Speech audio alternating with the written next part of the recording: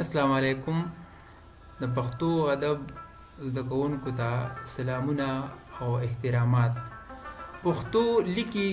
ځینې داسې تېروتنې کېږي چې په هغو به زه نن رڼا اچوم چې هغه د هغوی وضاحت وشي. او زه نن په دې حواله تاسو ته یو ځل بیا حاضر شوم چې هغه ډېرې وړې تېروتنې دي او ډېرې معمولي دي. که هغوی د موږ لږ فکر وکړو نو موږ به پښتو ډېره سمه ولیکو. لکه دې کې اوس موږ سره یو لفظ دی وا. نو وا او داسې که لاندې تاسو وګورئ زما د کرسر سره و او وو، دې کې هیڅ دومره مشکل نشته. لکه زه تاسو ته یوه جمله اوس جوړوم نو تاسو ته به واضح شي چې دا وا دا د تانیث دپاره استعمالیږي. نو دا لکه مونږ سره حروف اضافت یا حروف جار، نو مونږ لکه زه تاسو ته اوس یوه جمله جوړوم فاطمه تلي وا. نو دا تاسو ته اوس ښکاره شوه چې که چېرې داسې مؤنث نوم راغلو نو هغه سره اسم راغلو نو هغه سره به مونږ وا استعمالوو، لکه فاطمه تلي وا. داسې که مونږ و نو اوس زه و ګورم اکرم تلی و، دا وګوره دا هم ښکاره شو بلکل. او بعضې خلک دا و داسې لیکي خو ما ته ځکه ټیک نه ښکاري، زه په خپله کمپوزینګ ما ډېر کړی دی نو ما ته داسې اندازه لګي که چېرته هلته وا او دلته و نو هغه هی اواز ټیک دی مغلوب شي پټ شي کنسیل شي، خو بیا هم دا هی اچول ضروري دي. او داسې مونږ وو سړي تلي وو نو دا د جمع لپاره استعمالیږي. نو دا انشاءالله ډېر زر زده کېږي. که چېرې د انګلیش لټریچر یو کس د شیکاګو د پیراشوټ د ماساچوسیټ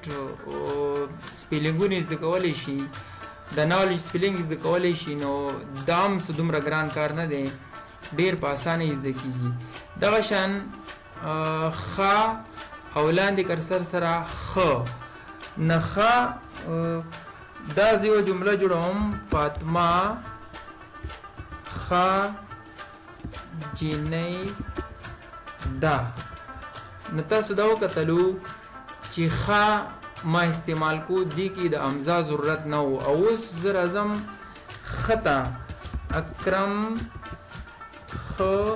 هلک دی. خ او خ زما مقصد دا دی چې زه تاسو صرف د امزا خایمه چې د امزا هر ځای کې ضرورت نشته، هغه به تاسو لاندې وګورئ، هغه به زه تاسو ته ښکاره کومه چې د حمزه هر ځای کې استعمال هیڅ ضرورت نشته، صرف دا یو څو مخصوص ټکي دي، که هغه اسمونه دي که هغه مطلب اسم صفت دي هغه سره که استعمالیږي نه هغه استعمالوئ. دغه شان هغه او هغه. نو زه لیکم هغه لاړو او داسې هغه اووې. تاسو وکتلو هغه لاړو هغه اووې، د هغه کې فرق راغلو. نو دا تاسو ځان سره نوٹ کړئ. دا یو څو مخصوص لفظونه دي، که دا تاسو ځان سره نوٹ کړئ که نه نو بیا هر ځای کې د امزا زه مخکې راځم تاسو ته بیا زه وایم چې هر ځای کې د امزا او د زبر هیڅ ضرورت نه بیا اچوئ، هیڅ ضرورت یې نشته. دغه شان زه راځم زړه زما هم زړه دی. دا تاسو وکتلو زړه مطلب هارټ. زړه هغه زړه زړه ښځه ده. زړه مونږ بر ولیکلو دا زړه شوه، زړه دې کې امزه نشته. نو دا تاسو وکتلو دا ما تاسو ته ایکسپلین کړو. او داسې نور لفظونه که مونږ وګورو نو تاسو به دا خبره که نوٹ کړئ چې کوم ځای کې د یو لفظ دویم مقابل لفظ نه لکه زړه او زړه نه هغه ځای کې یو ځای کې هم تاسو امزه ما اچوئ دغه شان هغه هغه او خ او خا او داسې وا او وو نه که کوم ځای کې داسې مقابل یو بل تورې تاسو ته یو لفظ تاسو ته راتلو نه هغه ځای کې تاسو دا امزه اچوئ چې هغه مفهوم وضاحت کیږي د دې نه علاوه که چېرته بو تو څه داسې نه او لا او داسې نور لفظونه به تاسو کتلي وي نه هلته کې هېڅ قسم ته لکه ګوره ته څه کوې که دې ځای کې اوس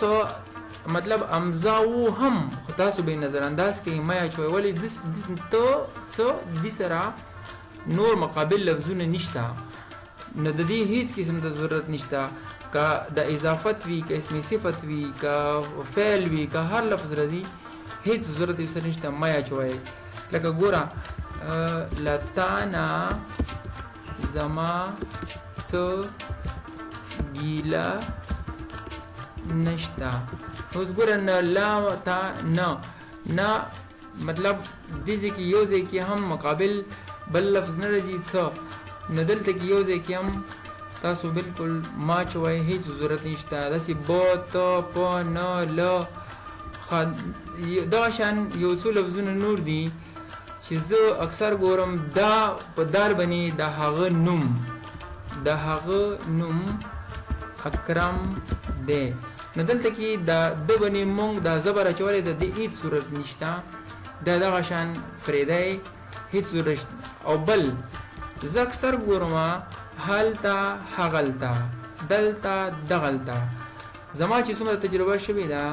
او داسې ګوره هسې هغسې نه دا لفظونه نه دي دا یو څو دا ماته زه وایم که نه چې دې باندې لینګویسټان هم خبره کولی شي لکه اوس د دې هلته یا هغلته که سوچ وکړئ مفهوم هلته وضاحت کولی شي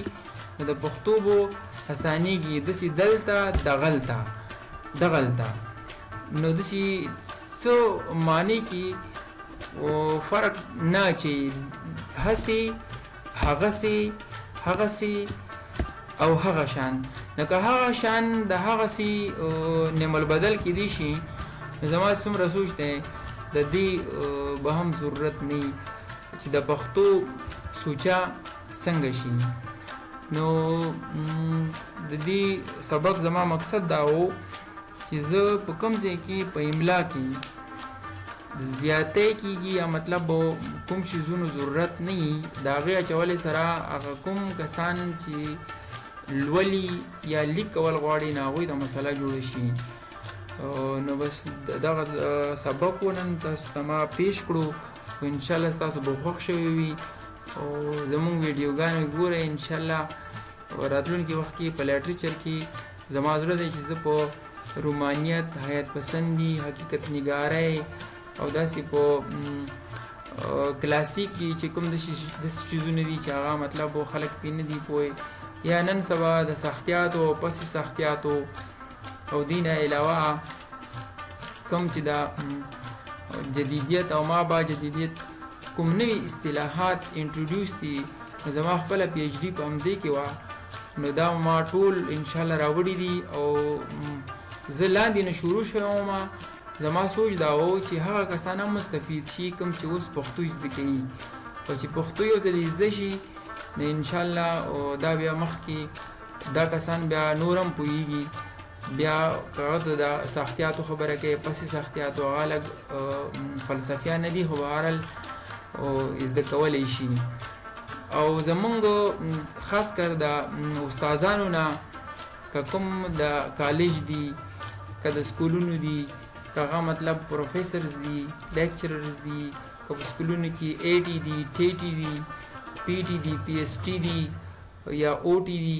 یا پی ای ټي دي یا کوم استادان هم دي او هغوی ته چې پښتو نه ورځي نو کوشش دا وکړي چې هغوی پښتو زده کړي ځکه چې ما اورېدلي دي